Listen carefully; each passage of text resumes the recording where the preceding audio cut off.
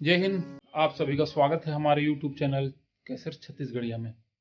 दोस्तों, मैं अभी आपको एक बात बताना चाहता हूँ जिससे स्पष्ट हो जाएगा कि सर्पदंश और मनोविज्ञान किस प्रकार से प्रभाव डालते हैं और सोच का कितना ज़्यादा असर पड़ता है जब किसी व्यक्ति को सर्प ने काटा हो।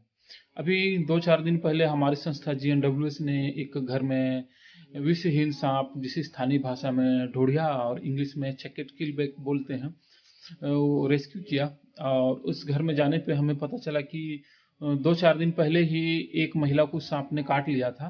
और उस महिला ने बताया कि ऐसा ही सांप जो इससे थोड़ा बड़ा था, शायद इसके माँ बाप होंगे, उसने मुझे काटा था। तो मैंने पूछा फिर, तो मेरे हाथ में दर्द हो गया, सुन हो गया, तो मुझे हॉस्पिटल जाना पड़ा था और वहाँ मेरा इलाज हुआ। और 4 दिन गुजर जाने के बाद भी उसका हाथ, उसे सुन महसूस हो रहा है।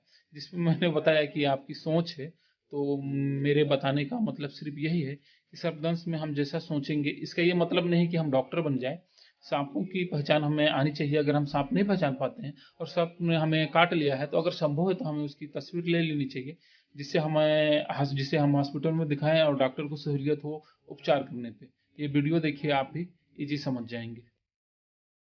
आपको काटा था? हाँ, यही पास काटा था मेरे को भी। अच्छा, काटा था तो क्या हुआ था? वो हाथ से पूरा सुन हो गया था। सुन्न हो गया था? हाँ, फिर? सुई सब लिए तो ठीक लग रहा। इससे बड़ा था। एक ठो बड़ा वाला ना, जिसमें घुसा है, इतना मोटा का है। अच्छा, ये बिन जहर का सांप है। हाँ, कैसे आपका हाथ सुन्न हो गया था? पता नहीं कैसे, मतलब आज तक वो ऐसे आपका सोच का है, मन में बिठा लिए हैं। बिना जहर का सांप है, इसका काटने से कुछ नहीं होता है। नहीं होता है। आप सोचिएगा तो कुछ कुछ हो पड़ेगा बाबू।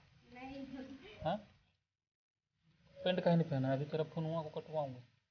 हाँ? जा जल्दी से पहन के आ।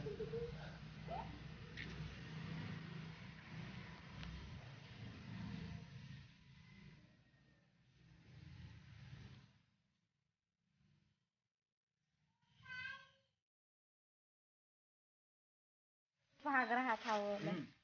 फिटक रहा था। ठीक।